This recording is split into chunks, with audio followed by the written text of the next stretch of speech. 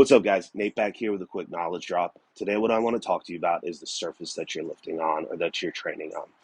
There are actually two components that I look at when we're talking about the surface. The first one is literally the floor that you're on, whether it's a mat, whether it's a platform, whatever.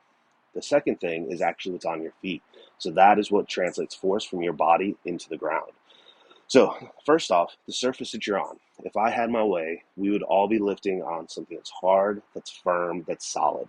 If you're on a piece of wood lifting, right, like a platform compared to a rubber mat, compared to something more hollow, right, that doesn't have that solid component to it, all three of those are going to give you different outcomes, right? Either way, I want that surface to be not slick. I want it to be nice and grippy so that way you can drive force through it. Now, if I'm jumping, if I'm bouncing, doing stuff like that, I would almost rather have you on that mat or on like a hollow floor, similar to a basketball court. If we're lifting, right, we're powerlifting, we're Olympic lifting, we're doing something where we need to just like have the most secure ground, right, or floor, I'd rather have you on concrete or on like a wooden platform. What those are going to do is help you to produce more force because the floor is going to give less, right? So nice, safe, hard floor is where I want you.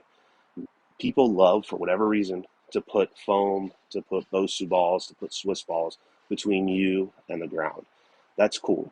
They all have their place. However, if you're trying to produce the most force, anything that takes away from that good firm connection from your feet to the ground is going to lessen the amount of force you can produce.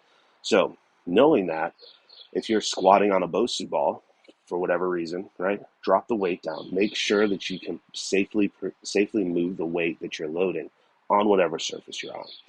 This kind of segues into footwear. Now, if I'm lifting, right, if I'm doing squats, deadlifts, Olympic lifting, strongman stuff, I don't necessarily want to choose a shoe that's foamy or soft like a running shoe. That running shoe, that foamy surface, what it's going to do is it's going to take away from how much force I can put through the floor, but also B, it's going to give. So that can be in the way of like rotation in the feet, can be in the way of tipping front to back, side to side, which can potentially set me up for bad movement patterns or to not produce enough force through my stabilizers, which can lead to injury.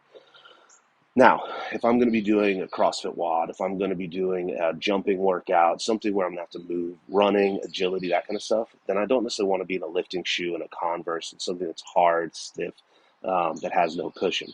For that, I do want you in that running shoe. I want you in that cross-training shoe, something that's going to help to physically protect from the pounding and the beating that you'll take, right? So there's a ton of variety of shoes. There's different surfaces at every gym. Make sure that you're trying to set yourself up for success by picking the right area of the gym to lift, but also the right type of shoe to have on. If you guys have more questions or have an issue you want to take a look at, please don't hesitate to swing on by. Y'all have a great day.